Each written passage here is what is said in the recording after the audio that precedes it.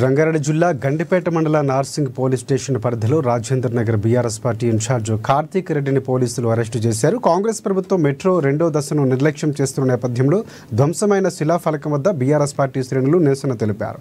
దీంతో నిరసన తెలుపుతున్న BRS party నాయకులు అరెస్టు చేశారు. కార్తీక్ రెడ్డిని అరెస్టు చేసి నార్సింగ్ పోలీస్ స్టేషన్కు తరలించారు.